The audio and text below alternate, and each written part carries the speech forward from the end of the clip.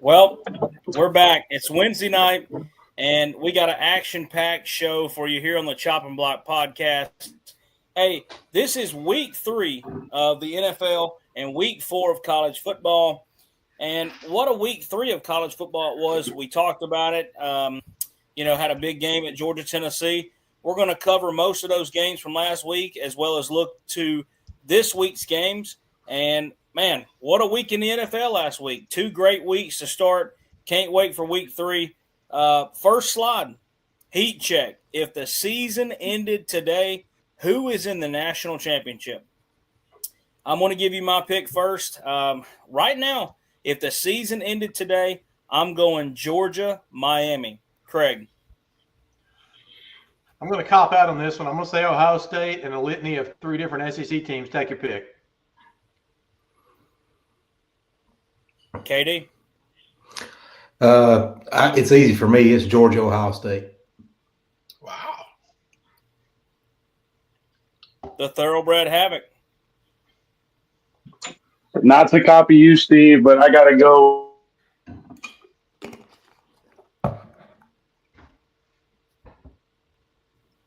You broke up, but I'm assuming you're going Georgia, Miami. Yeah. Did y'all get that? Am I back now? Georgia, Yeah. Okay. Coach. All right, cool. I agree with Kevin on this one. I'm saying Georgia, Ohio State. I'm going Georgia, Eric. Ohio. I know Ohio State for a fact. I don't know about Georgia. But since it's so easy, I don't know, man. Give me Florida State. Florida State. That make me feel good. Maybe a shocking pick from our great producer. Hey, any dogs in the house? Licking and sticking. I don't know what that means. But hey, I like it. I'll tell you what, right now, this game last Saturday was one of the best games I think we've ever seen in this rivalry. Just to touch on a couple of the throws. The throw to start the game, Georgia's down a touchdown. I expected him to go Mike Bobo special and run and go 3 and out, and then we're in real big trouble. And the first play, Gunnar Stockton goes right down the field. Beautiful throw on the first snap of the offensive possession for him. And, it goes to show Gunnar Stockton can play football. And it seems like the team really is behind him. It almost seemed like they opened it up more than they did for Carson Beck.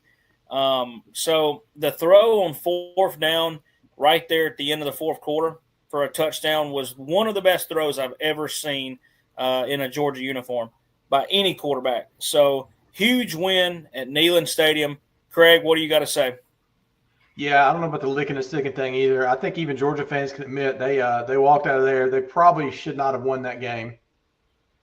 They did, which is all that matters. That throw, you think what happens if that throw is incomplete if you don't drop in the bucket on 4th down, how the game turns out. I mean, it was all came down to that throw. If you want to be honest about it, and they still, if Tennessee had a kicker, it would never made it overtime. And it's hard for me to say that Tennessee should have won that game because, me, I figured that I'll be not watching that in the first quarter like the rest of Georgia Tennessee games. It was a great game to watch, but I think Georgia got by the skin of their teeth on that one. A win's a win, especially on the road in the SEC.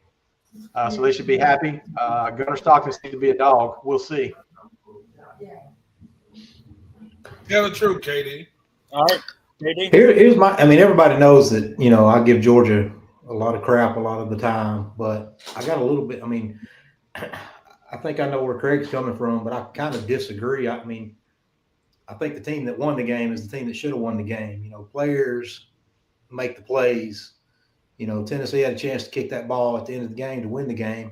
Kicker missed. That just happens.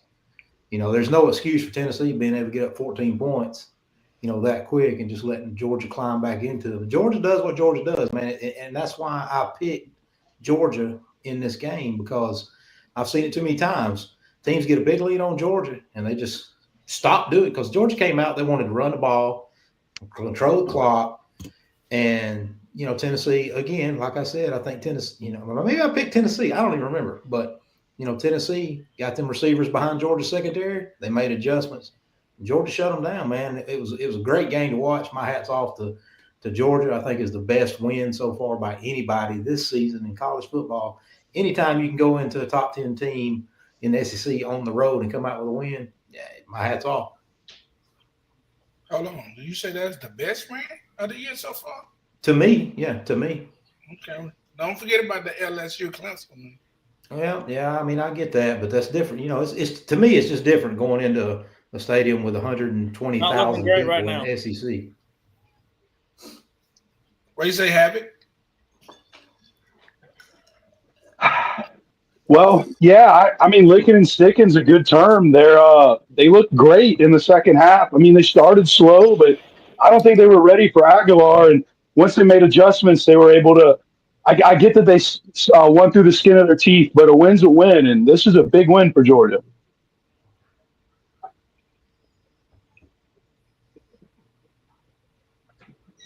Coach. Well, I'm going to be honest. I'm a Georgia fan, probably the biggest one in here. I'm wearing something dogs every day. But our secondary is very suspect right now. So even though we came out with a win, I really wasn't sold on what our secondary was doing in that game.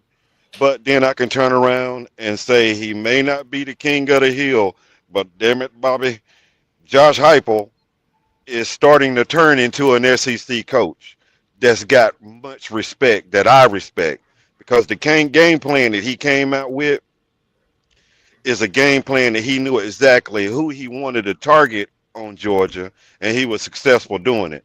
But being a second half coach, making adjustments and getting his team ready to come out and fight in the second half, no matter what, hats off to Kirby for that. But it was a great ball game. But like Kevin said, going into a top ranked SEC game on the road and come away with a victory is one of the hardest things to do. And I agree with that. But I also got to agree with Craig. I think Kirby got lucky. Yeah, he played a good game. But just think if he had lost that game, that kid had to kick that field goal, we'll be having a whole other conversation right now. So, yeah, it was a big win, and they did what they were supposed to do. But they got a little lucky too. And we watched that game. We watched that game. And that quarterback was lighting up that defense. Let me just mark my words. Nobody. Go ahead. Sorry, Coach. Oh, my bad. But one thing I can say is, no matter how it goes, there will not be an undefeated SEC team at all this year. That's right, and that's what I was, kind of leading into. Like, you go back and look at every national champion in the past, with the exception of a couple teams. There was a couple dominant teams, and I don't want to get into arguments by telling you who they are, but almost all of them get lucky. And that's all I'm going to say. There, at some point, you're going to have luck to win your game. Yeah. Hey, let me ask you a follow-up question for this game, guys. So one thing, you are right. The secondary, we can say they got burned because they gave up a lot of passing yards. But there are three balls in particular that, if you look at it from a coaching perspective, we got a guy there. We just didn't make the play.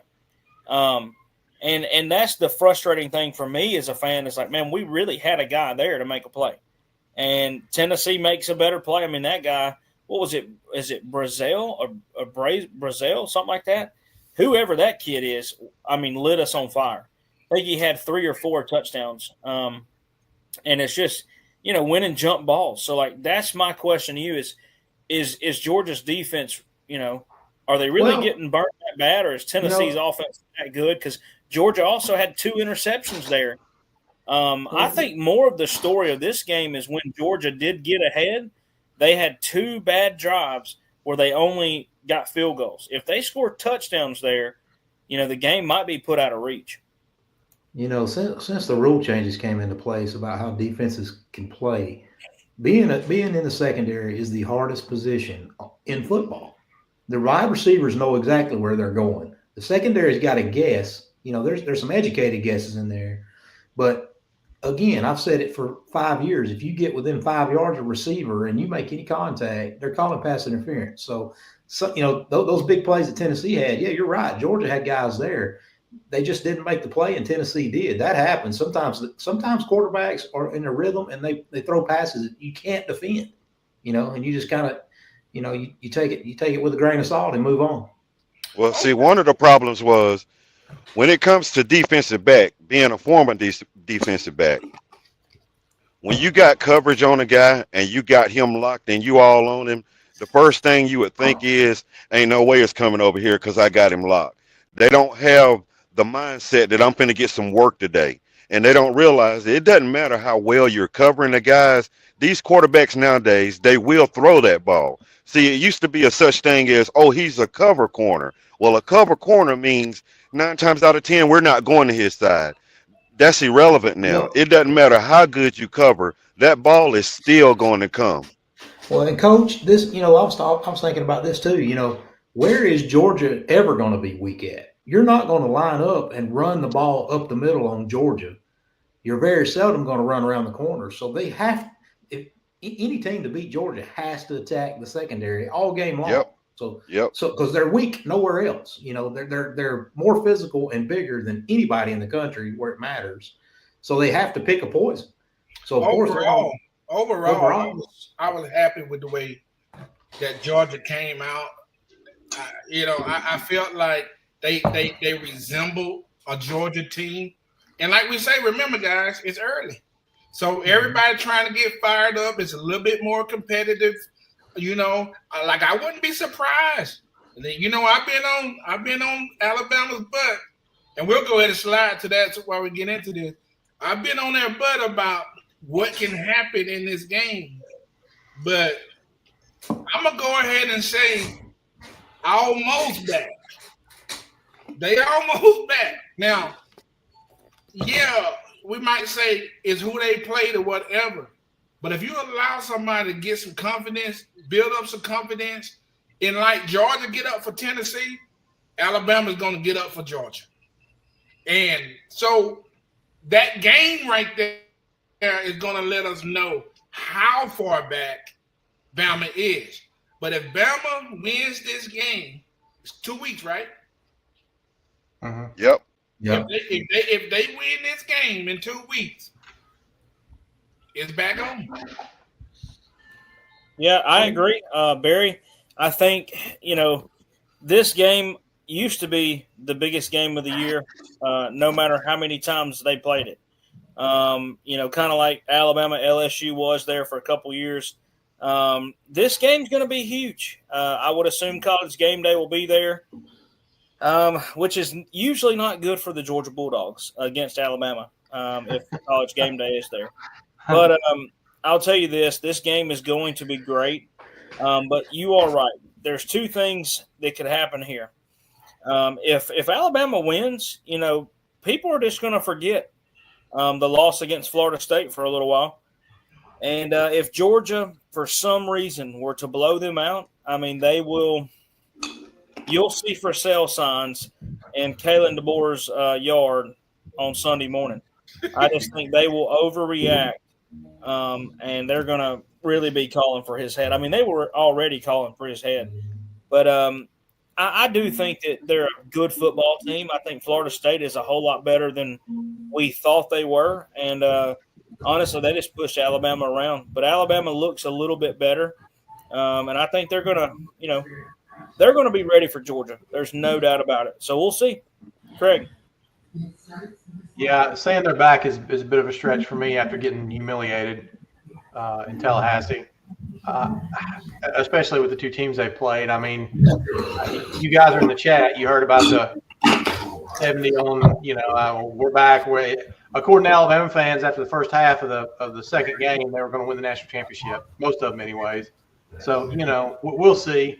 The good thing about this, I've watched a bunch of stuff. We're going to talk about Oklahoma and Auburn later. But The good thing about this is you can sit here, we can talk about it all day long. They still got to play the game. So we're going to find out a lot next week. JD? Is Alabama back? No, they're not back. They're back heading in the right direction. We had to have these last two games. They went perfectly to build the team's confidence. But are they on the Georgia, Ohio State, even Oregon level? I don't know. I don't want to say yes or no because I truly don't know. I want to see, an Alabama team that like Georgia this past weekend that comes out and gets smacked in the mouth. The other team has all the momentum. I want to see Alabama weather that storm and make that comeback and make it, not even if we lose to Georgia, that's I'm not saying that's not a bad loss. Obviously, it's in Athens. If we can make that a competitive game and, we lose at the end, Georgia kicks a field goal to win the game. Hey, hats off to Georgia. They won at home. I don't want to say we're back. We have played a lot better. Obviously, that's due to a lot of competition. I think Florida State may be improved a good bit, but, who knows? I'd like to see it at the end of the year. I got to see more about Alabama before I start talking about their back. Havoc? No, not yet. They're not back yet. They look better than week one. They're taking some steps in the right direction. Ty Simpson's been playing well. I would say ask this question again in a month, and then we'll know for sure. It's too early to say right now if they're back, though. That's a great point. A month. I think you're right. Coach? Well, I'm going to be honest about it. They really hadn't went nowhere. Is now, does the coaching staff understand what it takes to win in the SEC and to try to go further? But to me, Alabama never really went anywhere. They still got the same elite athletes coming in. They still getting the same recruiting classes coming in. They're still getting 5-star athletes coming in. So Alabama hadn't went nowhere. Can the coaches step up to the plate of what it takes to win in the SEC? And right now they're starting to show that a little bit. And I think if they come out and they play Georgia real tight, and even if it's a loss for them, or even if they come away with a win, if they just show a good competitive game and the coaches don't make those bonehead decisions that they make and sit with those expressions on the sideline like they really don't know what's going on, then Alabama has got a chance to be right there. So to me, it's not a fall off on the players as much as it is, are the coaches ready to understand what the standard is when you're in the SEC? Good point. Is Archie Manning unbenchable? Listen, I think this is really interesting, Barry. Shout out to you for this one because, I guess it's looks like looks like Forrest, right? Yeah. On the park bench with all them, that box of chocolate, but hey, that's right now. That's what you're getting with Arch Manning. It's like, for Christmas you get a box of Ferrero Rocher, right? And what's inside of there most of the time is going to be heaven. And you open it up and it's got maggots inside the box. I mean, that's what we're seeing right now. It's very hard to watch. I'll be honest. And it looks like he's in pain. There's some guys on TikTok saying that he's got a shoulder injury that they're not wanting to talk about. I mean, Sarkisian has said that he's not going to discuss it. There's nothing wrong. But also Sarkisian loves to drink, so he might be a little out of it too. I mean, Texas is really, in my opinion, there's a big question mark in Austin, Texas right now. And look out, because if Arch Manning takes, any more damage, he might be forced. Look. I've been hearing this stuff all day about this shoulder and this and that. It's all smoke screen excuses. Oh, easy. That's all it is. That's all it. He come back next week and throw for 400 yards, and ain't nobody gonna say nothing about no shoulder. They've been saying that for 2 weeks, Barry, and he ain't doing it yet. What this is about, guys. He ain't that good. He's just not that good. And everybody been telling us, and even they had me fooled. And I'm usually the last person get fooled on these, these Ivy League kids like him. Dude, he ain't good. And now they trying to do damage control. But this question is, though, will they bench him, or what does he have to do to qualify to be benched with that last name? Is he unbenchable, Havoc?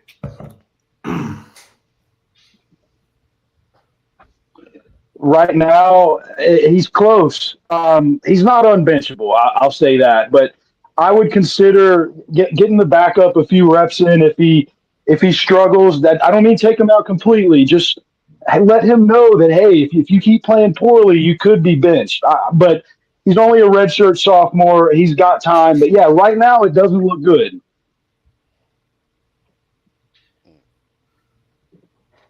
KD. No, he's not unbenchable. He hasn't looked good at all.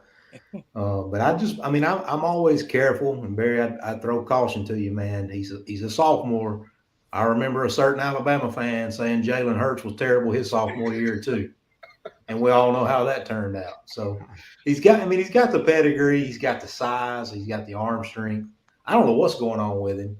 He definitely didn't play against good competition in high school. That may be something to do with it. He's got athletes around him in Texas, so I don't know. But he's definitely not unbenchable just because his last name is Manning.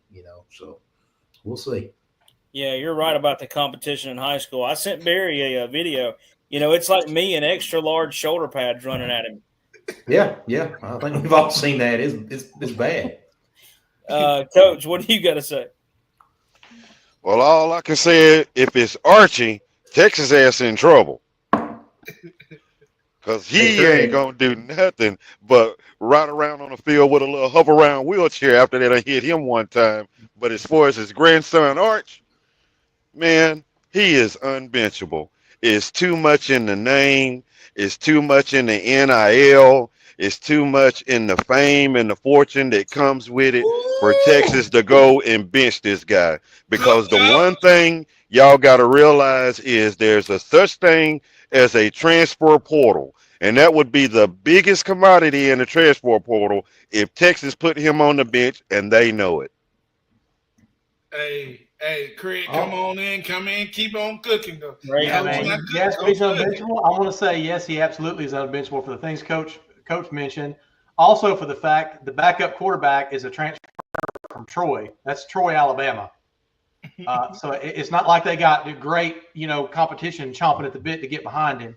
But you can't pay this kid $4 million a year and not have him out there.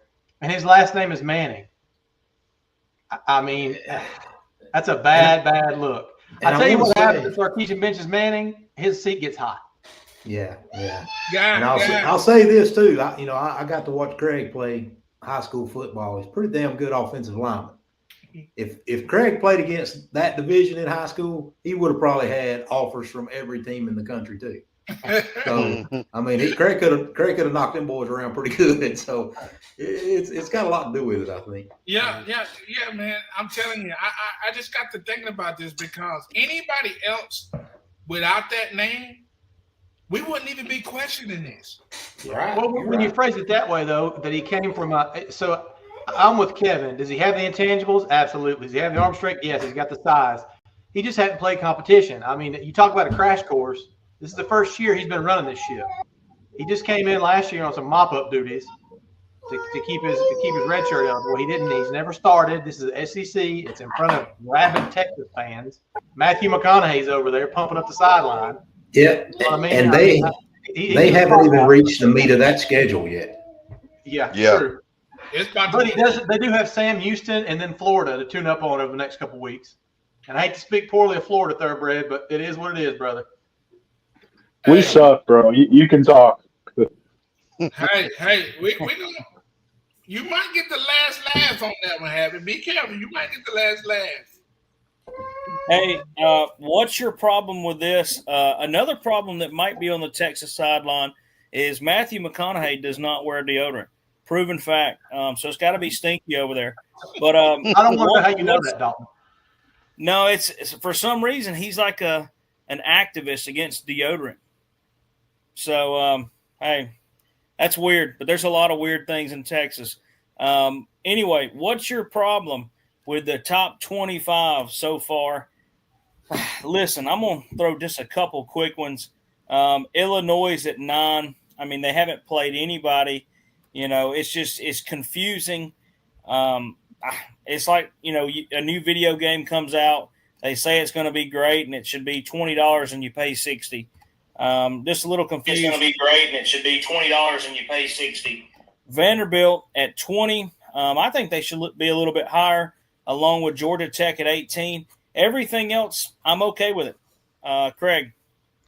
Yeah, I'm with you on that one. Vandy, you know, Illinois and Utah and Texas Tech and these teams being you were talking about signature wins. I mean, I don't know if you guys watched the same game I did. That was a big win for Vanderbilt to go to South Kakalaki and put the whooping stick on them. Mm-hmm. So, you know, that's a pretty big signature win.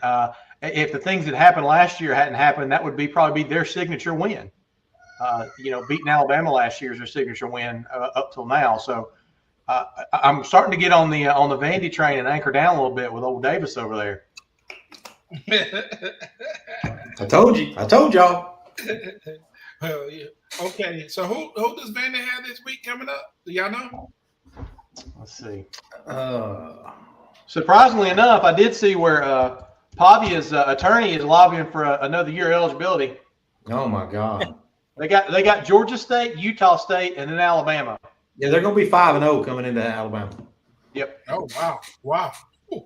That's going to possibly be well, I'd say if Alabama plays competitively against Georgia, it could possibly be a top 15 matchup. Yeah, I think it would be. Who would have thought you'd say that? Vanderbilt in the top 15 matchup. Crazy. Well, you remember I told y'all why Kevin is so high on Vandy and why Tony is so high on Vandy. That's not true. I already told y'all why. Hey, no, Tony bashed Vandy. I don't know if y'all remember. Tony said, word for word, that they would beat South Carolina, but they would still lose 6 to 7 games. That's what he said. Dude, I've been high on Vandy since last year. It wasn't just because of Alabama. It's because they also beat Auburn. They also almost beat Texas last year. And they played really good against Georgia, and they returned everybody. So it was, to me, an easy pick. There you go. What do you think about this list, Kevin? I'm going to be honest, and I'm going to give just my honest reaction to any type of list. I don't have any problem with it because I don't care about it. None of this matters. It's all going to be settled out at the end. So, you know, you're looking at these 25 teams. Only a certain amount is going to be in the playoff. So it's all going to get straightened out at the end. I don't even when I'm listening to the sports radio and they start arguing about top 25, I change it to ballet or something. I just don't care. On the radio? You change the ballet on the radio? Yeah, I got it set up on my Sirius, man. It's pretty cool. All right. It's Tanya Harding Radio. All right. Have it. What about you? I don't like the Illinois being ranked so high, but other than that, yeah, it seems fine. But yeah, it's early in the year still. It's still early for the top 25. It's what, week 4? Mm-hmm. Yeah. Yeah. Coach. Well, I got a problem with it. And the problem I got is 8 and 10. Because in the state of Texas, to me, A&M is playing better ball than Texas. Great point. Because the game that they played against Notre Dame and how they balled, solid 4 quarters, never gave up, stayed after Freeman and his team the way they did, they showed that they got more grit than Texas. So, honestly, the only problem I really have with this list is I think Texas A&M should be ahead of Texas right now. I got a problem with number 3. I don't think that's a number 3 team in the country. I don't care. I know they just landed there and they just stand there and cement it because I understand how everything works. But when I see my team, LSU, I do not see number 3 team in the country. I do not. The defense is good. I went in thinking they had me convinced the Nuts was going to be a Heisman finalist. I bet Tony $100 on it, but since he didn't pay me my last bet, I don't give a damn if you go to Heisman. He ain't getting a dime from me. Yeah, I never thought Tony was a welcher. Yeah, he ain't gonna pay nothing. And so here's the deal: LSU, I don't know. I got to see it, baby, because right now I'm thinking we can drop them on down out of the top 10. I mean, it's not a bad statement. I mean, I just, it's one of those. I think it is a little too early, and they've won their games. They had a really tough opener. It kind of launched them into that, and then Miami and Georgia's really only had one game that's kind of put them there. What's crazy though? I was hoping, I didn't want to take this. I thought it was easy bait. How has nobody said anything about number 2? I mean, Penn State at number 2, and they've played Cave Springs School of the Blind and Deaf, and it's just. But it's about to work itself out because they're selling snow cones at halftime. But the 27th, I believe they got Oregon. They do, but the 27th they got Oregon, so it's going to work itself out.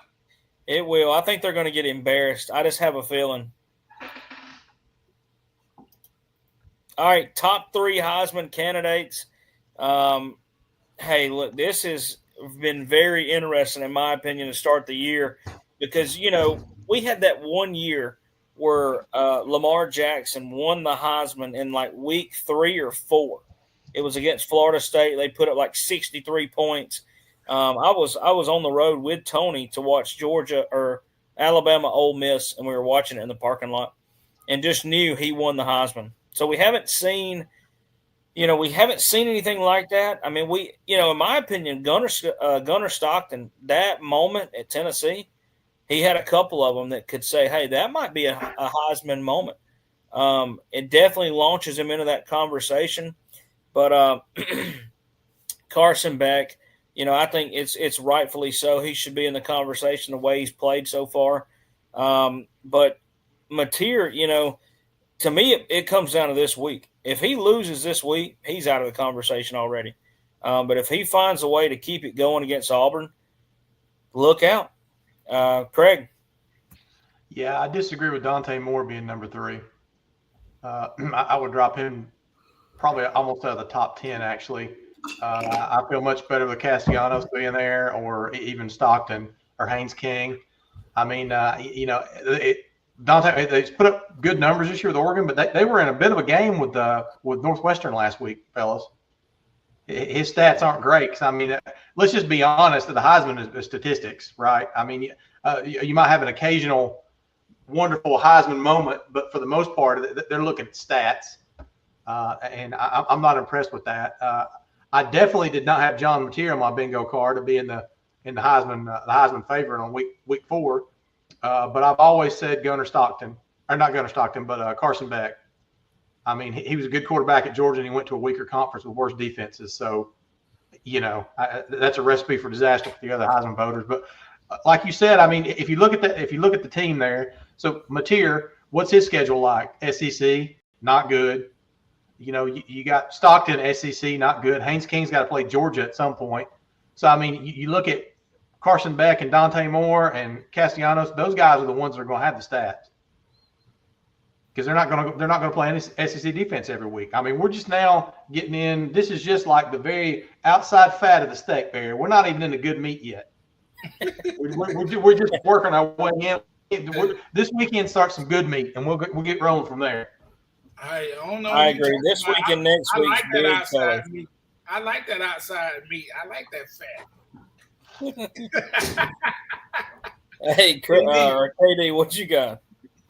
I got no problems with the first two. I think that's okay. Both of those guys are playing lights out. Number 3 to me is Haynes King, just by looking at what he's done this year, his body of work last year.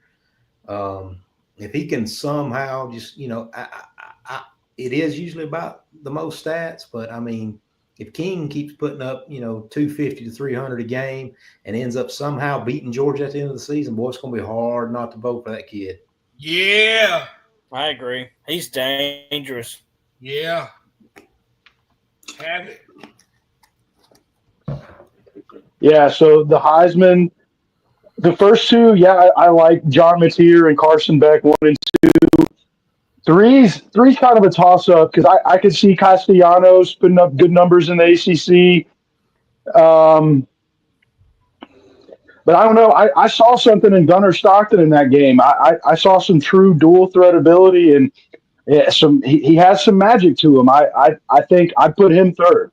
So Mateer, Beck, and then Stockton.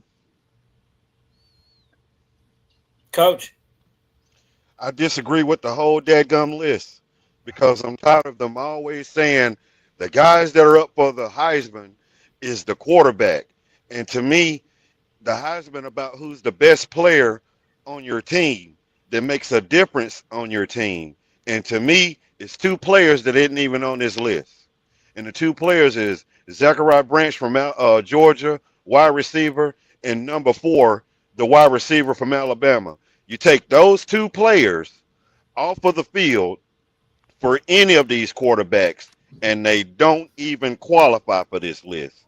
So to me, I don't like the fact that the Heisman is always centered around a quarterback when it should be centered around who makes the biggest difference on your football team. And to me, that's number 1 for Georgia and number 4 for Alabama, and they're not even on the list. But you know what, I mean, Coach? I didn't even realize. I can understand your sentiment, but the Heisman is what the Heisman is.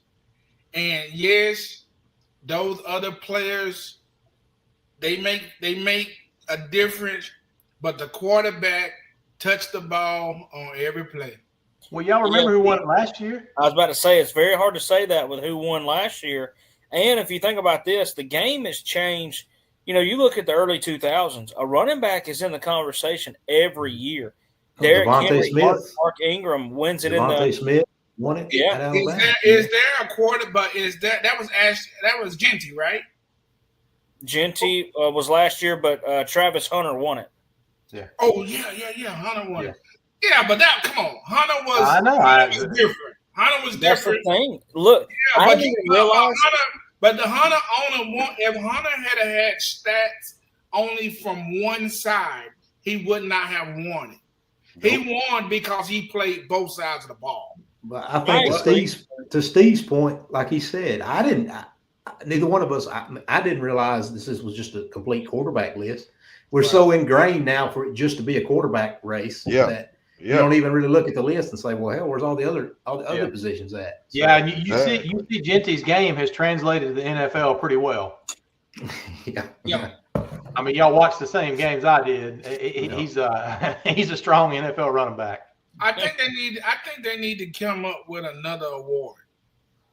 Because if you're going to get a quarterback's award most of the time every year, just have another award that you give to a non-quarterback. Well, they do. They've got quarterback only awards, wide receiver, only awards. Just the Heisman is supposed to be the top overall player in college football, and it usually does go to the quarterback. But I will say this: I mean, I think most of the time that since I've been alive, where I could look at the Heisman and say, you know what, I think they got it right. I think some years have been questionable. And then I think there have been maybe just 1 or 2, if we're just going to say robberies. But I think for the most time they get it right. But I do agree. And not having somebody from the wide receiver position or running back is kind of shocking right now. But games of the week: Miami, Florida, Oklahoma, Auburn. That game's going to be at Oklahoma. Is it at Miami this year, correct? Or is it at Florida? I think it's at Miami. Oh, is it? Yeah, Look I it up. think. So Utah, Texas Tech, that's going to be a great game in my opinion. Missouri, South Carolina. This game would have been even better if South Carolina wouldn't have got blown out last week. I did see that Sellers got hurt last week, so I don't know if he's, I haven't heard if he's okay, if he's going to play in this game. That's going to really play a part here. And then Illinois and Indiana. Listen, if Illinois wins this game by 45, that's not going to tell me anything about Illinois. I don't think Indiana is going to be that great, even though they were good last year. It's going to be a tricky one, but I'll tell you this: my picks. Miami is going to blow out Florida. It is not even going to be close. Auburn is going to go in to Norman and get an upset. I think this will be the end of John Mateer's Heisman run. The defense at Auburn will win this game, and they're going to score enough to win. This won't be, Michigan trying to run the football against Oklahoma. This is going to be Auburn. So Utah, Texas Tech, both teams have been really good this year so far, but I'm going to go with Utah. I feel when in doubt, go with Utah. They always seem to get it done. Missouri, South Carolina, man, this game, I want to say a redemption game, but if Sellers plays, I don't think he'll be very healthy. So I'm going to go Missouri. Illinois, Indiana, listen, I mean, this is like a Betty Crocker cookbook. I've never opened it. I don't know who's going to win. I don't know what any team's about. So I'm going to hope and pray and say Indiana and their weird head coach wins the game. Greg. Yeah, I got Miami just stomping a hole in Florida. Oklahoma, Auburn, of course, I'm trying to not boog out too hard on this. I just don't. It's going to have to be, like I said before we started the show, I think for Auburn to win this game, it's got to be an ugly game. I don't know if coming into the season, supposedly the defensive backfield was the strength of the team and this, that, and the other, and that's all Auburn fans talked about before the season, and that's been a letdown. DJ Durkin's bend it not break defense is going to give me a heart attack. So I don't know. It's hard for me to see Auburn winning this game, but I'm still going to pick them because I'm booging out. Utah and Texas Tech, I'm with Dalton on that one. When in doubt, pick Utah. I think Missouri's going to beat the pants off South Carolina because South Carolina's quarterback's out. Mateer, he was a big force on that team. Illinois and Indiana. I'm with you, Dalton, on this one as well. I hope Indiana upsets Illinois, and I don't even know what the hell I'm talking about. So, according to the numbers, that'll be an upset. So, go Indiana. Yeah, if we were talking basketball, we would be tuned into that game, I think. But KD, what do you got to say? Real quick, because I want to give Auburn and Oklahoma game some love. I got Miami big over Florida. I got Utah over Texas Tech. If Seller plays, I'm taking SC. Currently, I'm going to pick Missouri. I think Indiana's going to be too much for Illinois. So this Auburn-Oklahoma game, man, no shocker here. I'm going to pick Oklahoma, but it's not because I hate Auburn. It's in Oklahoma. Oklahoma's rolling on offense, but Auburn can win this game. They can, at the very least, cover. Auburn is not going to be able to go into Oklahoma and run the football. Brent Venables is going to bring 8 to 9 players every single play. It's what he always does. You can't run on them. If you can't pass on them, you're in huge trouble. If Auburn comes out the first 2 drives, they can't throw the ball in Oklahoma, they're going to get blown out. Mm-hmm. But if they come out and Jackson Arnold has a big revenge game, because he wants this game. He wants to show all those Oklahoma fans they got rid of the wrong kid. So if he can come out and hit some deep balls against Oklahoma and loosen that defense up to run on them, Auburn can pull off the upset. So I really don't care who wins, honest to God. But I just can't wait. This game's going to be so much fun. It's the best game of the weekend. Just in my opinion, and second's not even close. So, I think Auburn can win. I think Oklahoma's going to win if I had to pick today. But I'm telling you, my pick will change depending on what I see Auburn do their first 2 possessions of the football game. Yeah, just to add some spice to that, the whatever that defensive lineman for Oklahoma got a targeting penalty in the last game and got ejected, so he's not playing the first half. Yeah. So he's supposed to be their best defensive lineman. I don't even know his name. Even when Oklahoma's bad, Brent Venables is probably the best defensive coordinator in the last 15 years in college football. I mean, he dials it up. He seems to know what the other team's doing. If Auburn can throw on them, it's going to get interesting. Havoc, I know you picking Florida. Come on, baby. Not a chance. We're not going to beat Miami. Carson Beck's going to pass all over our defense. This game's hard because Auburn. I do think Auburn's got a good team, but I got to go with Oklahoma here. John Mateer's playing some good ball, and KD said a lot about Brent Venables that I would have said. And Utah, Texas Tech. This was a tough one, but yeah, I'll go with Utah. Missouri and SC. Yeah, I was originally going to go with SC, but now with Lenore Sellers being hurt, if he doesn't play, I got to go with Missouri. It's going to be dependent on his health. If he plays, I'll go with South Carolina, though. And the last game here, Illinois versus Indiana. Illinois, it's just random here. Yeah, I haven't seen these teams play much. Illinois. Hey, just an update, guys. I just looked. So apparently Lenore Sellers is out from a concussion, and signs are good that he's going to be able to play this week according to On3. So just to spice it up a little bit. Because we all know 6 days is enough to get over a concussion.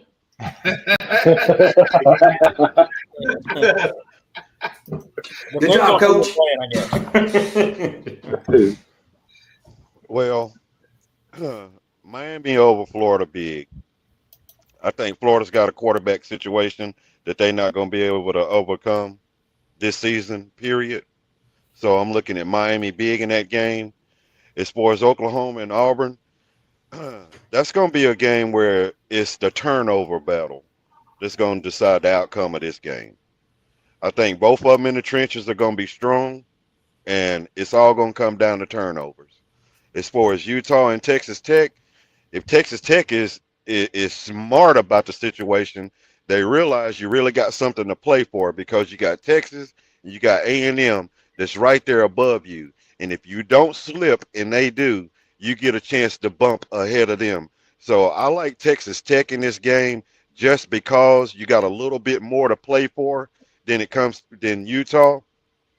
As far as the Missouri South Carolina game, I think this is a game where South Carolina was superly embarrassed by Vandy, that they're going to come out and make a statement. And with Missouri thinking that we can go out and score 80 points on anybody that we play, you're going to make a lot of mistakes. But that game's going to come down to penalties. If you watch both teams, they commit a lot of penalties, especially on the offensive side of the ball, which always keeps them behind the chains. So I would look for, penalties and who is not as disciplined as the other team being the real outcome of that Missouri South Carolina game. And as far as Illinois and Indiana, man, give me Indiana. I take the Jackson 5 all day long. That concludes the college segment. We're going to do a rapid chop and get through the NFL slides. Hey, guys, the famous play is back again. It's back one more time. I do believe I'm going to be on record to say this. This is the last year of the tush push. It's gone, y'all, because it's too big of a spectacle and it's changing the game. You're going to still have people lining up and doing the sneaks and doing all of that, but pushing them in the back, that's about to be out of here. But here's the question, though, Dalton. I'm gonna get this to you first.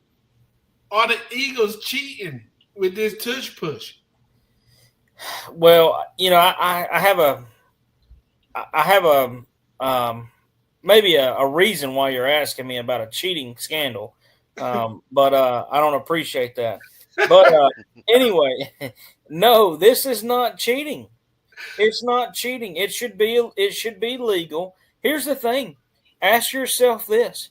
Can your team do it? Yes, they can.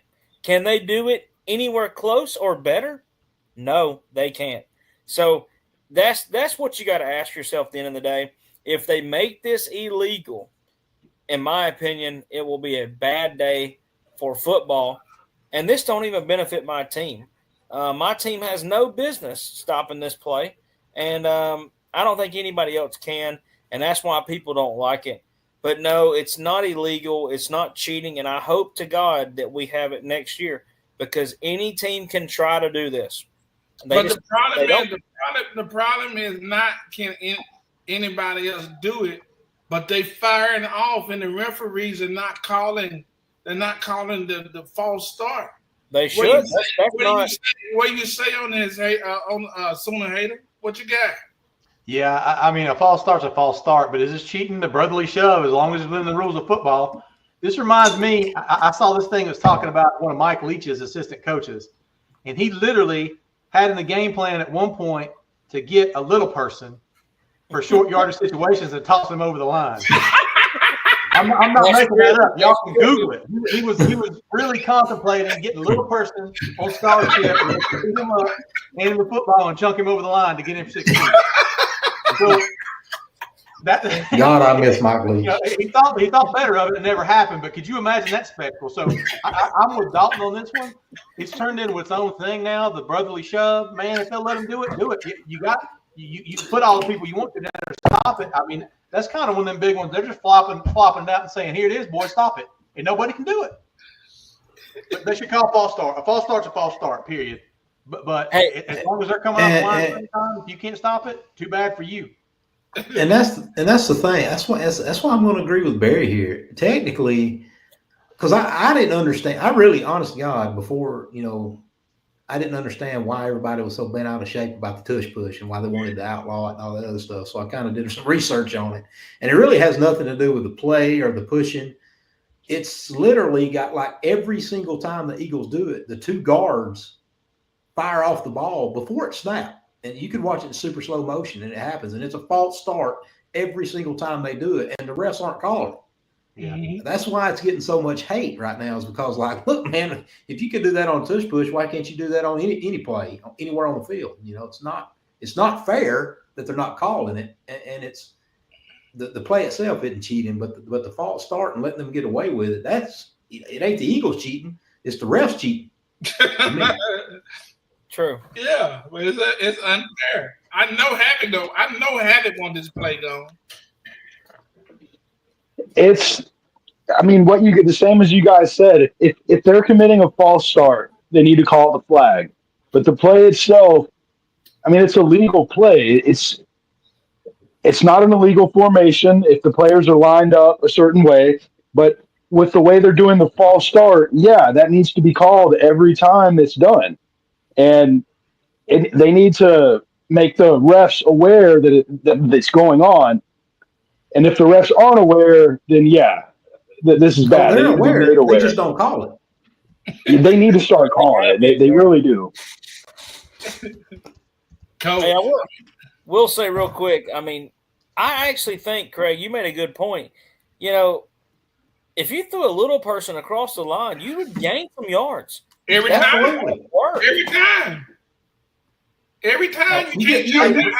get a linebacker. Yeah, get a linebacker that can bench press 600 pounds and just let him toss a midget across the line. Yeah. Hey, speaking of which, I just looked this up. So Leach even had a name for it. He called it the dwarf package or the Shire package. He was trying to instill this in his damn offense, boys.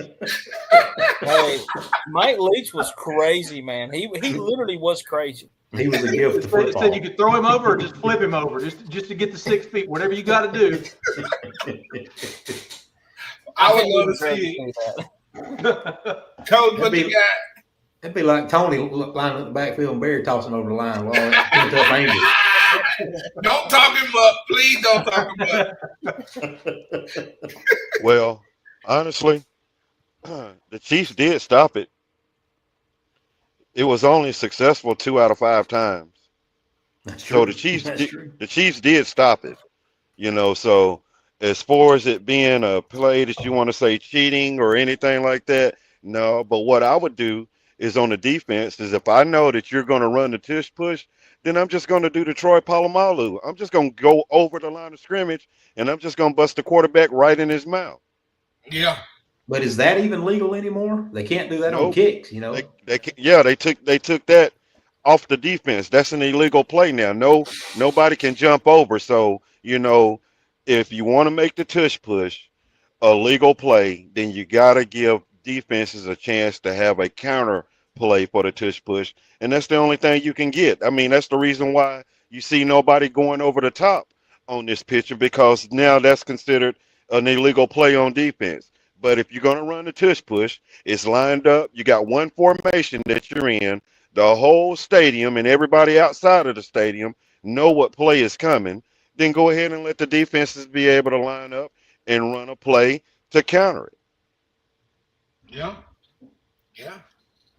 Well, I tell you, I think that this is going to be the last year that we see it. And I'm going to hate that it left, but you got to think about it, guys.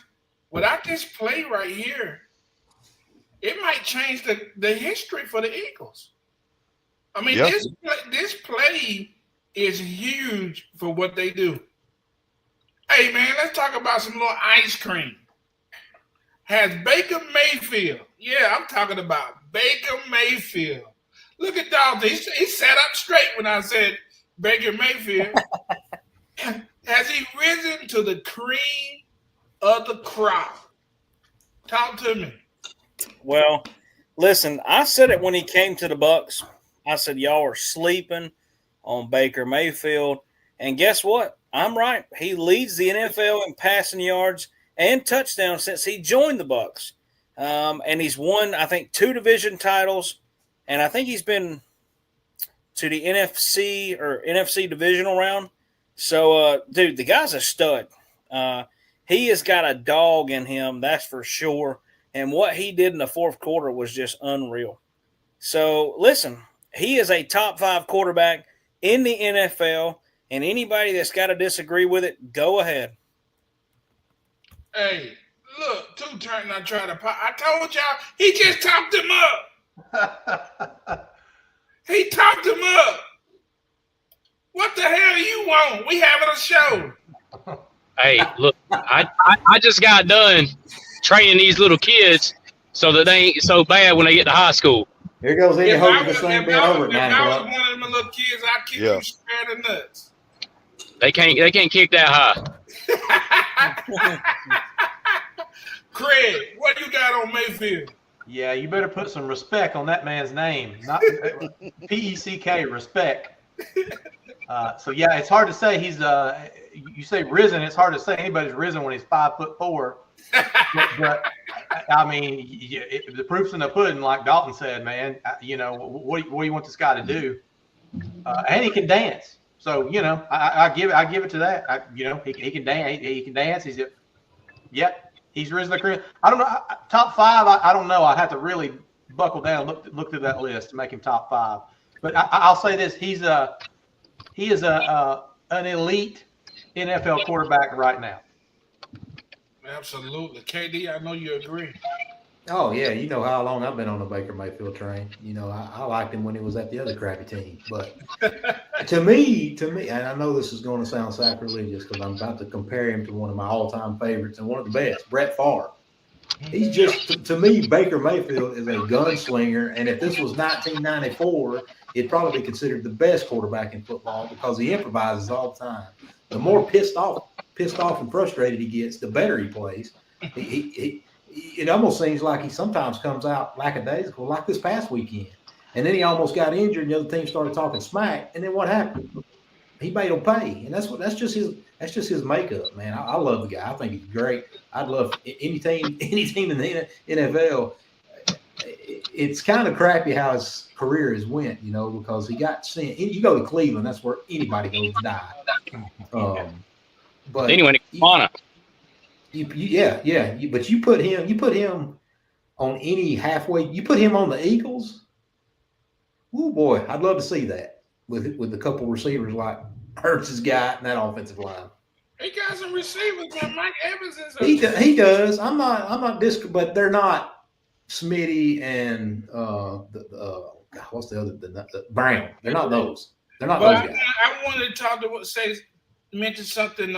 Speak on something that you mentioned about the course of his career, and if you can look at it that way, Kevin, because at one point I have looked at it that way too, because I rode this guy because I used to not like Baker, but the more I see him, that's true. In the last couple of years, he has had a resurgence.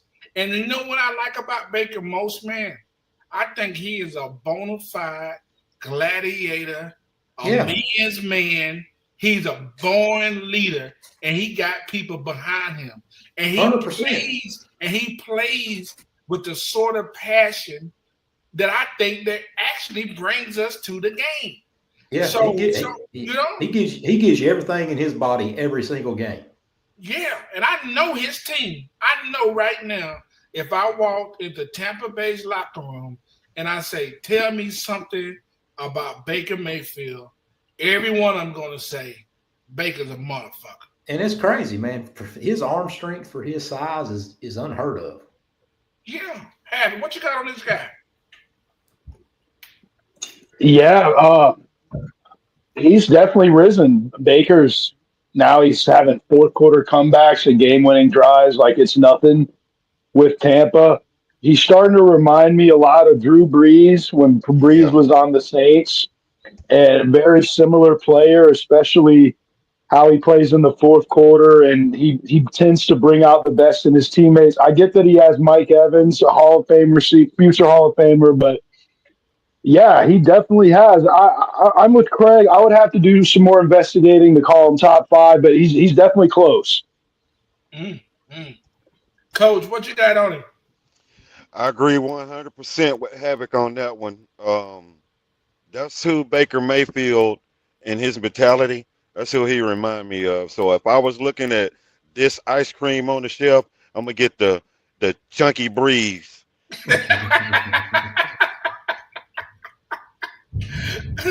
Two-turn. Eat, man. Eat you some ice cream. Hey, look, I don't know if y'all mentioned it before I got here, if it hasn't been mentioned, but I've always been on the Baker Mayfield train, mainly because this dude's not supposed to be here. I don't know if y'all have followed Baker the way I have, but the dude was a no-star walk-on quarterback at Texas Tech. Yep. Played his ass off at Texas Tech. And at the end of the year, he was the team. At the end of the year, the coach says, I don't want you. He leaves Texas Tech, walks on in Oklahoma, and whoops their ass every chance he gets the rest of his career, and ends up being a Heisman winner, #1 overall pick. The dude's he's just a dog. I don't think he's top 5. I would say he is definitely top 10. He could be top 5 if he continues. I just don't put him in that category yet. But I agree with everybody else that he's getting close. And I actually love the Breeze comparison. I actually think he's more passing wise. That's a perfect comparison. But he's actually can run a little bit too, as you can see. I mean, he saved the game. It's 4th and 10, and he scrambles to keep the game going on that game-winning drive. If you ever do a parlay and you can get Baker for about 20, 25, 30, go ahead and get it. Because he going to get that. He going to get it. And let me tell you something. That last drive, which this was the Tampa Bay Houston game, right? Mm-hmm. Tony was hating on CJ, but CJ left the field with a lead. So I don't know what he was talking about today. He talking bullshit like he normally does. But anyway, this right since his rookie year, I had no doubt that Mayfield was going to win that game. When he got the ball back, did any of you doubt that Tampa was going to win that game? Nope. Not at all. It- It's it- the Drew it's Brees just- factor.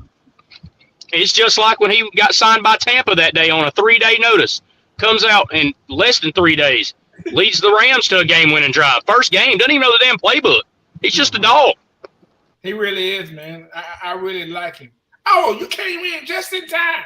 I got a question. And guys, I'm talking about specifically prototypes. Because all of these guys were supposed to be something, right? And so, in my opinion, there's different degrees of success. But if you were a CEO of a company and you were looking at prototypes, which one of these would you guys say when you look at what was projected? Who is the worst prototype of the three? What do you say, Dalton? You know, this is tough, but the way you just described the question, that's how I'm going to answer it. With what they were projected, I got to go Trevor Lawrence. I mean, we really thought that he was the quarterback of the century. He was the biggest thing since Peyton Manning being drafted. And it has just really, I think there's a lot of factors, but it has not turned out the way we thought it would be. So yeah, Trevor Lawrence. Greg. I got Tua. I can't trust a left-handed quarterback that's not named Michael Vick or Steve Young. So I mean, he's everything was backwards coming in, and bless his heart, two of the three guys on this list, well, all three of them, they don't have an offensive line that's helping them out. You can have all the talent you want out on the ends and the best receivers in the game. None of that matters if you got 1 second to throw the ball. So but as far as I don't know if you could really call it a prototype, because Tua was not really a prototypical NFL quarterback when he came out. The other two guys kind of are. So I don't know if that would be the best terminology to use to say he was a prototype quarterback, because he's not a pure passer like the other two guys. He was a little more mobile until he got both hips and his back broken. But I still got to go Tua just because he played at Alabama. So I can see how you say, okay, the reason I said prototype, but I wasn't meaning prototypical. I was meaning a prototype. So that's kind of like the model. The model itself is the reason I said prototype. What you got on this, KD? I'm going to agree with Dalton. I'll go with Trevor Lawrence. I really, out of the three quarterbacks, I mean, if you're wanting me to say Tua is the worst of these three, yeah, I think so. I mean, that's obvious, but I don't even know why Joe Burrow ends up on these lists. I mean, he's such a good quarterback.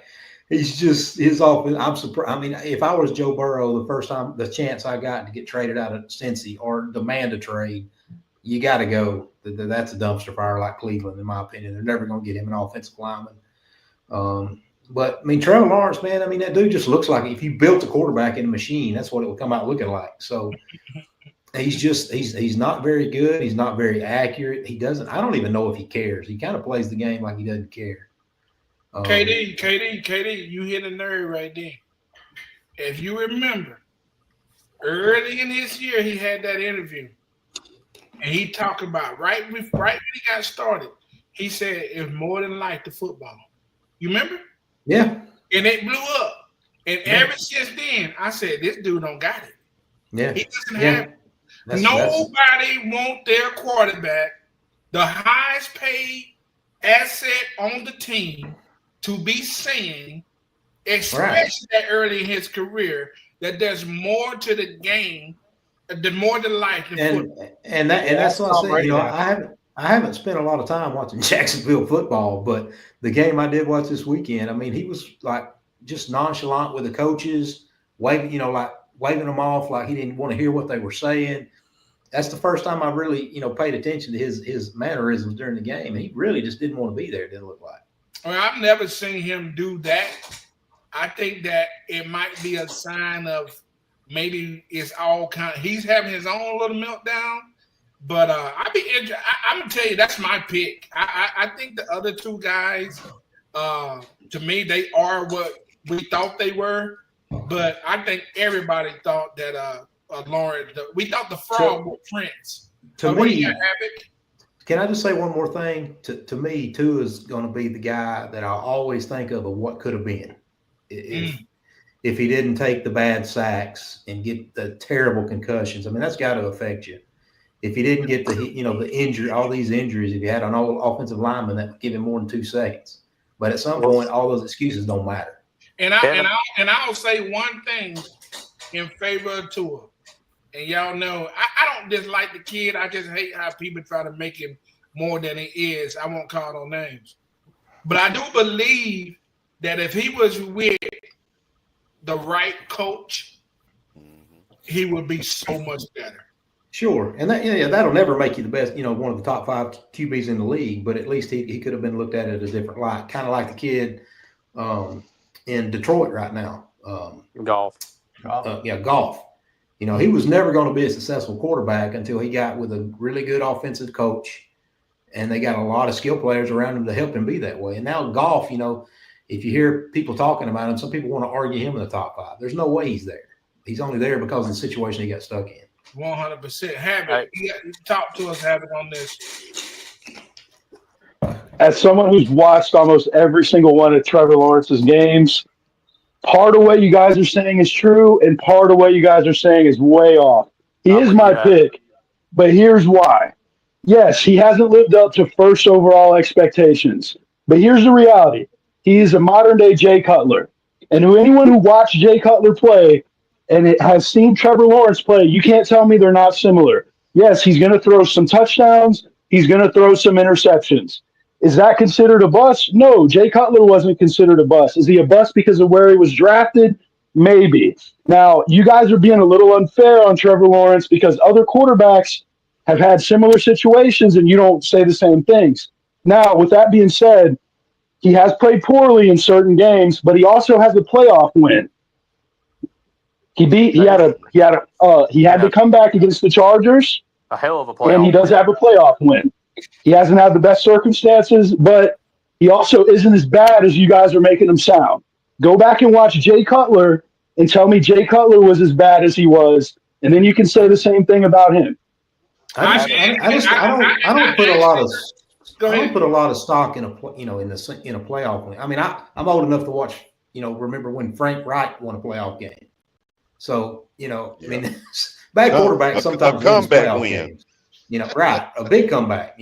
So sustained playoff wins is one thing, but just getting there and winning one game. I mean, ask Tim Tebow how that worked out for him. Yeah.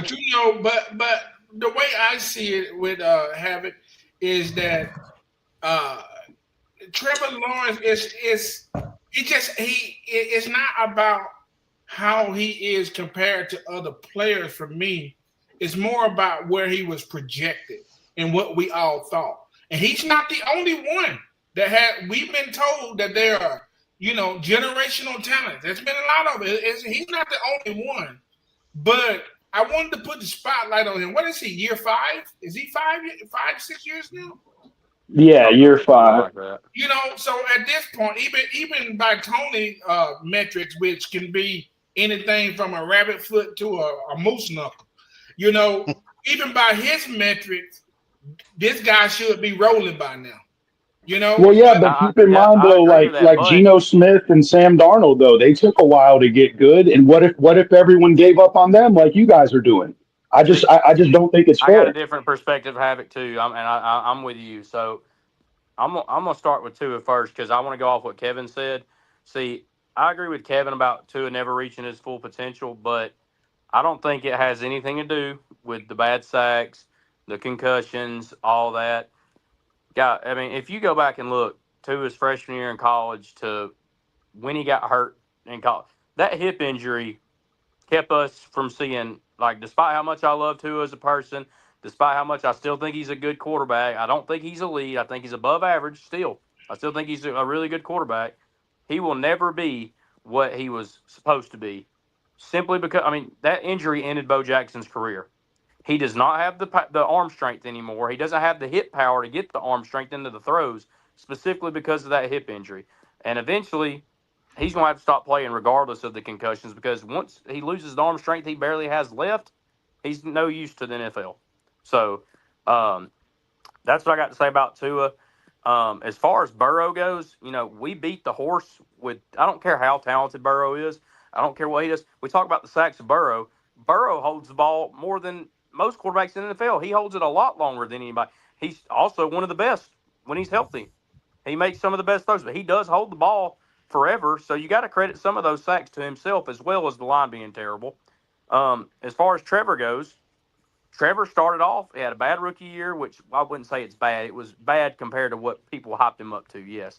Then he got a whole lot better. He led that playoff win, and then it seems like everything went downhill from there because, one, he got hurt, and he continued to play through that injury. That's what made it worse. He had a knee injury, and he played through it, and he looked horrible playing through it.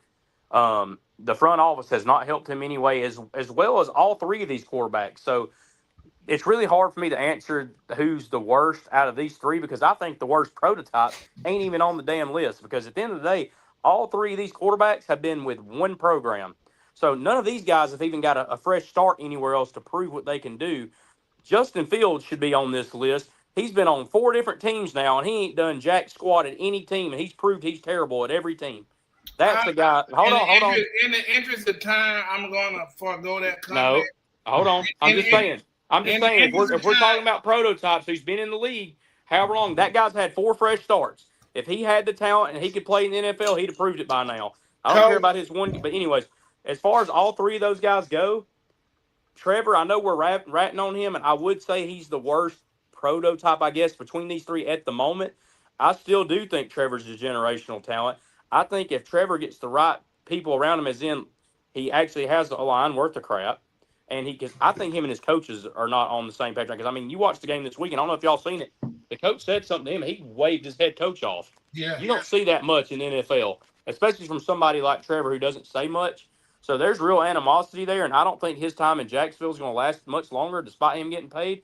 I think he's going up somewhere else, and I think he will flourish and be one of those elite quarterbacks in 2 to 3 years. I think Tua and Burrow are both on the downhill. I think Burrows won't be in the league in 6 years. I think Tua won't be in the league in 6 years. That's my prediction. Okay, Coach, what you got on this one? We gotta get the dumpster juice and we can have it. What you got? Well, I'm gonna keep it short and simple, and I'm gonna keep it short and simple on the coaching aspect. You got 2 of these quarterbacks that's got a coach that has confidence in their quarterback throwing the ball downfield. And you got one guy who throws a bunch of screens. So that tells you that there's no confidence downfield calling plays for him to throw the ball. Because for one, line also. Yeah, well, we can always say the line. Everybody can say the line. No, I'm just stating that they can't even run the ball. It's that bad. They're terrible as a whole team. But at some point, you're going to have a playbook, regardless of who it is, that's going to go downfield. So if you only call screens the majority of the time for your quarterback, then that means you don't have confidence in him making the right decisions throwing the ball downfield. Because 9 times out of 10, if Tua throws the ball across the middle, it's a pick. I'm gonna skip that. I want to talk about this real quick before we get to the wreaking havoc and yeah, this is a good topic. Yeah, for sure. Okay, you damn right it is. So look at this, guys. Now I know we got some Bama homers in here, so keep an open mind. Now understand the economics of this thing and understand the whole thing. Now, is this dude gonna be a backup? Or is he going to be a Mack truck? Talk to me, Dalton. Well, he was originally drafted to the Patriots, and I was very happy with that. I thought he had some very good games in New England. He was right after Tom Brady. Insane shoes to fill, and I thought he filled them well. I was actually disappointed to see him go. I do like Drake May a little bit, but I don't. In my honest opinion, I still think Mac Jones is better than Drake May. Is Mac Jones going to be the quarterback for the near future or even the future in San Francisco? I don't know. But should he be a backup in the league? No. He should be a starter. I just don't know if it's going to be in San Francisco. Craig. Yeah, he's a backup, at least in the team he's on now with Purdy. I mean, I'm literally looking at the side-by-side stats. Even in less starts, Purdy's. Granted, I mean, comparing the two, there is no direct comparison, apples to apples, because you look at the 49ers stats when Purdy was starting. I mean, they were stacked from top to bottom versus the teams that Mac Jones was on, which, I mean, that's not a fair comparison, right? Mac Jones got a little dog in him. He will punch you right in the ding-ding. I remember that. So, you know, I don't want to talk poorly of Mac Jones just for that simple fact is he'll slide into you and hit you right in the jump. I don't like you. And this is kind of one of those other quarterbacks, and he's falling under the radar. But at some point, it's like it almost seems like a setup. Like Purdy's about to get paid, and what happens? He gets injured. I mean, I don't want to say I'm not going to put him up there with Mayfield because that's a ridiculous comparison, but he should have a little bit of respect on his name by this point, right? At least I feel like he does. Maybe it's just me. No, it ain't just you. It ain't just you. I mean, winning an NFL football game is hard enough, and that guy's done it pretty often in the position he's in, and he's you know, all the NIL quarterbacks in the NCAA make more money than he does. That's a fact. So. Oh, not anymore though. Not anymore. He got his contract. Did he get his contract? I hadn't followed that closely. Yeah, he got paid. I know that the majority of the NIL deals, NCAA quarterbacks are making more money. So, but I still think I mean you got to dance with the one who brought you, right? I don't know how they do that with Purdy unless we just don't know more and it's a bad injury and it's going to be a year-long deal. But I don't think that's the case. Oh, I'm interested in this. This is where I've been wanting to hear, KD, what it is. Well, first of all, I want to say, listen to Craig. I mean, that's the first time in 3 years I've ever heard him say anything decent about an Alabama player. He said he had a little dog in him, even though he called him a backup to begin with. So I appreciate that.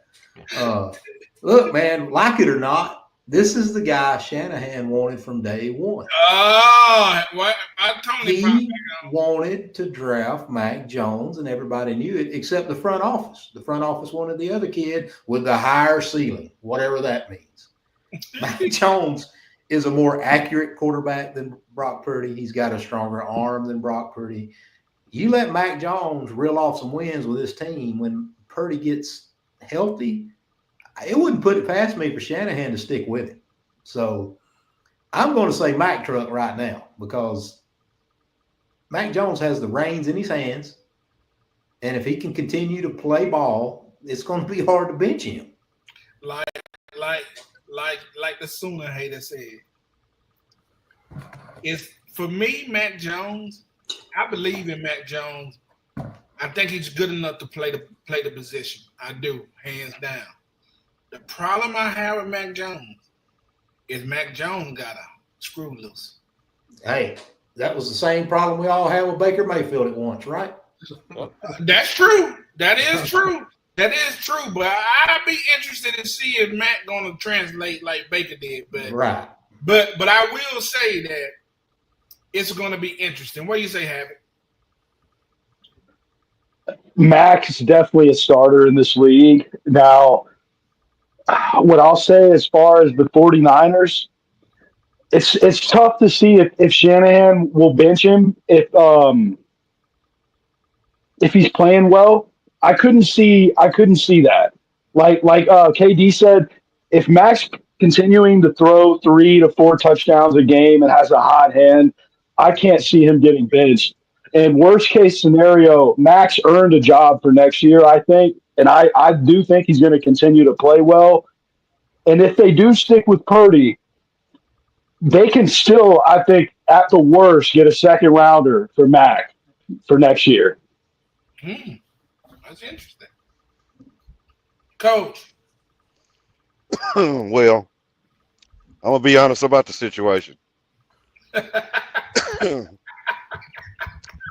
Mac Jones, I like the kid.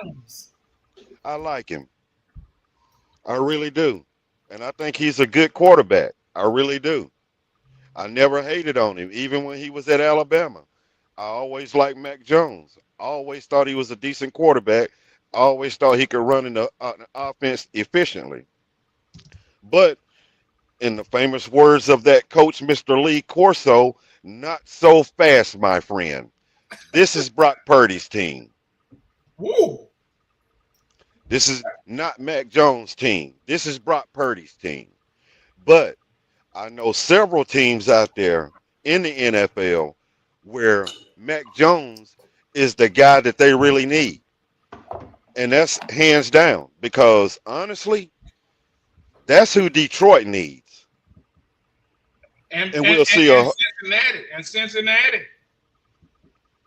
Well, no, I you put don't that on him, think Ricky Cincinnati because they got their guy. But Jared Goff, I don't think he's the quarterback that Mac Jones really is if you give Mac Jones that same responsibility. But as far as San Francisco, that's Brock Purdy's team, and we just got to be able to live with that. Yeah, real quick before anybody else, Coach, I just looked at the contract. So Mac's making $2.5 million a year guaranteed. Brock Purdy's making $36 million guaranteed. He ain't going nowhere. Yeah, he ain't going nowhere. It's his team. All right, two-turn, make it quick. Hey, man, look, you can't rush greatness, first off. Okay. Second, I think there's a lot of wrongness being spoken in this. There's a lot of truth, too. Mac is a starter. People forget when things started going south in New England, his offensive coordinator was actually a defensive coordinator. He'd never called plays. So that was that was a setup for failure from the start. Like, I don't even see how that was even, like, Kraft and everybody in the Patriots organization should be fired for that. But y'all keep forgetting, and this is where I kind of agree with Havoc, because do y'all not remember when Jimmy G got hurt, how Purdy got his shot? Because Jimmy G got hurt, and then Jimmy G was healthy when they got to the postseason. And what did Shanahan do? He stayed with Purdy. Because Jimmy G wasn't making them G's. He was, though. He was, though. Jimmy G had got a big contract. Not as big as Purdy's, because back then it wasn't but he had got a big contract. But the thing is, as far what'll happen is Shanahan's going to go with what's working. If Matt continues to play how he's playing, my God, first game never played with these guys before. He completed, 65% of his passes, 3 or 4 touchdowns. Like, if he keeps developing that chemistry with that roster, they don't. And he's missing their top 2 weapons. It was against the damn Saints. Slow down. But the Saints always have a good. The last 5 years, Saints have had a great defense. It's just their offense sucks. I get so tired of you making up this bullshit when it's for your team. So tell me Wait a I'm minute. wrong. Wait a minute. Look, this is the NFL. See, this is what gets on my nerves, because this is Barry's take every time when the Dolphins were actually good a few years ago and they beat the Broncos 77-0. Barry goes, well, it's the Broncos. Well, it's hard to score 70 points in the NFL. I don't care if you're playing who you're playing. But anyways, the Saints have had a great defense the past 5 years. Just their offense has been terrible. You can look those numbers up. It don't matter who they're playing. It's his first week there. If he continues to do this chemistry, and then they get George Kittle back, who is one of the best tight ends. That year that the Dolphins beat the Broncos and scored all that points, how many playoff games they win? Here we go with the playoff stuff again. Not one. But Barry, they played the Super Bowl champs in the first round. Barry, in Kansas City with 10 stars out. They played Patrick. No, they played. There's no ifs, ands, or buts. They played Patrick Mahomes in Kansas City. They played at Arrowhead Stadium in the first round of the playoffs with 10 starters out, and they lost. Who has beat Patrick Mahomes? Josh Allen's had the best team to beat him and hasn't won yet, and you pull the skin off that thing for him. But we're not going to give Tua lost to the Super Bowl champs. That he should have beat them. He's not good because he didn't beat Patrick Mahomes. Kevin, convince me of what you were trying to say. It's different. I understand. Yeah, it was New Orleans, but it's hard to say. These are professional football players. Each team's got 55 guys. They all got the same salary cap. It's not Alabama beating Louisiana Monroe. It's not like, upset. You watch every weekend, upsets happen in the NFL. You still got to perform to win the game. But I looked up the math on that because everybody likes to say that. I looked up the math on that. 80% of the time, the better teams the upper echelon of the NFL is going to win 80% of the time. But how good is the 49ers this year? I mean, their offensive line is long in the tooth. They're no longer considered a top 5 NFL offensive lineman. Their top receiving Christian threats are both hurt. McCaffrey is as old as me now. You know, so Yeah, I'm not saying. they lost. Who was that receiver they lost last year? He was very dynamic. Debo Samuel. They lost Debo off that team. So the Niners aren't the Niners of 3 They're years not. ago. They're Well, that's what I'm trying to say, Kevin. Right now they look good. The first game with Mac. Imagine how much better they'll look if Mac continues playing the way he does, and they get George Kittle and Brandon Ayuk back, and McCaffrey. Yeah. Like, are you kidding me? Like, Yeah. Shanahan's going to go with what's hot. I'm not saying Mac Jones can't turn around and play bad, but as far as this year goes, they're going to go with what's hot. I agree with that. Let's try to wreak a little havoc. All right. What we got, havoc? Yeah, I got multiple players this week because last week I didn't know we could pick more than one. So who's wreaking havoc this week in the NFL? First, I got to go with Jared Goff. I was going to go with Russell Wilson, but he threw a key interception late in the game to give my Cowboys the victory. But Jared Goff had 5 touchdown passes, 334 yards. Russell Wilson would be the honorable mention. Then next would be your boys from LSU, actually, Barry. Malik Neighbors and Jamar Chase are the other 2 players who wreaked havoc. Malik Neighbors had 9 catches for 167 yards and 2 touchdowns. And Jamar Chase caught 14 passes for 165 yards and 1 touchdown. So those are my players who wreaked havoc. Yes, sir. Yes, sir. Yes, sir. Yeah, I'd like to add, as much as it hurts my Auburn heart, I'd like to add Micah Parsons again this week.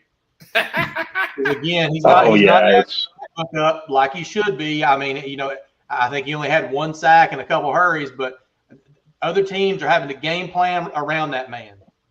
He disrupts plays, bro. He's just, if he's on the left, then we go to the right. If he's on the right, we go on the left. I mean, they got a game plan around him. It's crazy. It's time for your favorite segment. It's your team. It's members of your team in the dumpster juice. Holla at us, Coach.